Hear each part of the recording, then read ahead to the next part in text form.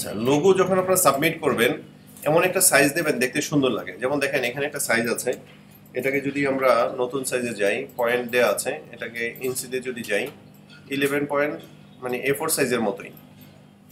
তবে বেটার হলো আপনারা কখনো যদি লোগো বানান স্কোয়ার সাইজ নেওয়ার চেষ্টা করবেন কাছাকাছি, অথবা অনেক সময় স্কোয়ার সাইজ ভালো লাগে না, সেক্ষেত্রে যেটা করতে পারেন 10/8 এবং সেটা ওয়াইড মোডে হবে। এই দেখেন এরকম একটা সাইজ কাছাকাছি।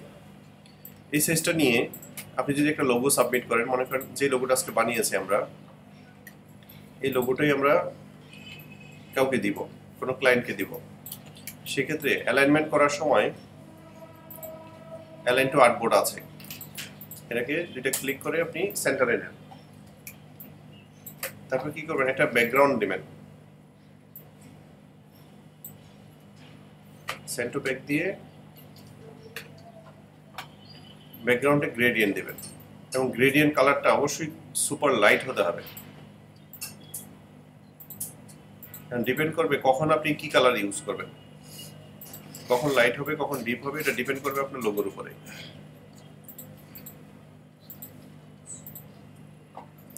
এখন রেডিয়াল নিয়েছি, রেডিয়ালটা আসলে আরো লাইট করতে হবে, সেক্ষেত্রে গ্রেডিয়েন্ট টুলটাকে ধরে যদি আমরা টেনে দেই,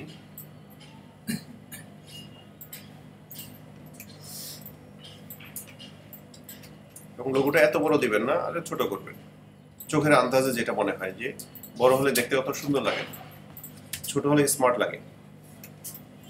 এখন এটাকে যদি আমরা জেপিজি বানাই, জেপিজি বানানোর সিস্টেম হলো এখান থেকে সেভ ফর ওয়েব আছে, সেভ ফর ওয়েব, এখানে গিয়ে আপনি জেপিজি দিতে পারেন, পিএনজি দিতে পারেন। পিএনজি যখন সেভ করবেন অবশ্যই 24 ইউজ করবেন, কারণ এটা কোয়ালিটিটা ভালো। আর যদি জেপিজি ইউজ করেন, জেপিজির অনেক ভেরিয়েশন আছে, কোয়ালিটি আছে, এখানে কোয়ালিটি মেজারমেন্ট করা যায়। ম্যাক্সিমামটা দিতে পারেন 100% যদি ভালো কোয়ালিটি চান। দেন আপনি যখন সেভ দিয়ে দিবেন, সে লোকেশন চাবে কোথায় সেভ দিবেন।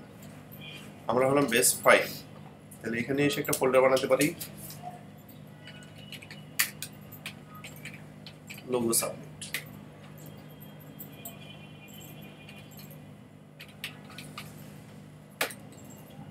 রোটারি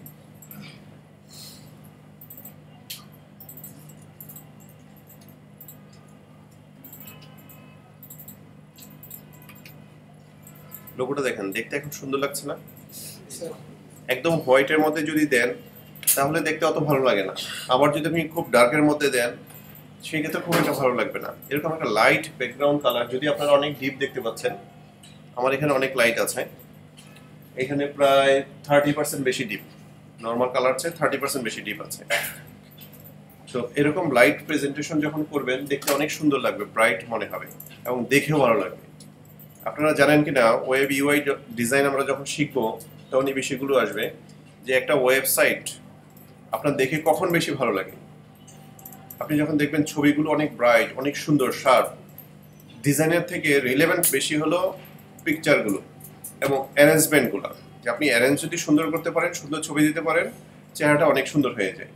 ঠিক এরকম লোগো যখন সাবমিট করবেন, আপনার লোগোটা অত ভালো হয়নি, কিন্তু আপনার এনভায়রনমেন্টটা এবং সাবমিটের যেই পেজটা বা যেই ইমেজটা আপনি দিবেন সেটা সুন্দর করে যদি সাজিয়ে দেন, দেখতে মানে আপনি যেরকম কোয়ালিটি করেছেন তার থেকে আরেকটু ভালো লাগবে।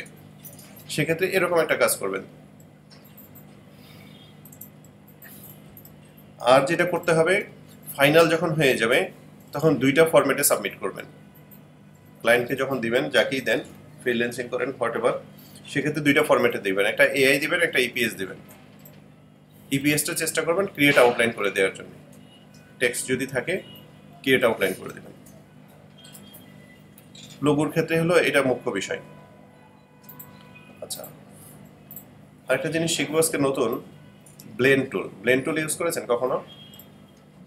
আচ্ছা, ব্লেন্ড টুল দিয়ে ইন্টারেস্টিং পার্ট হয়। তার আগে খুব ইজি পার্ট দেখাই। হ্যাঁ, আমরা ফিল কালার নান করে দিই। স্টক কালারটা দেখেন, আমি প্রথমটা করছি রেড বা ইয়েলো, এটাকে ছোট করে দিই, একটা কপি বড় করলাম, এটা কালার হবে রেড।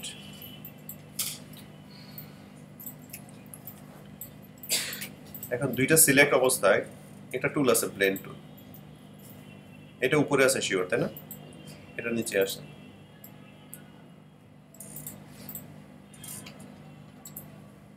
মজার জিনিস হলো না?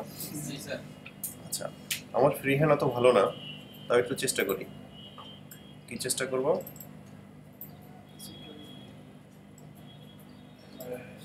বাংলাদেশের বেড রাখার জন্য হচ্ছে না, সরি।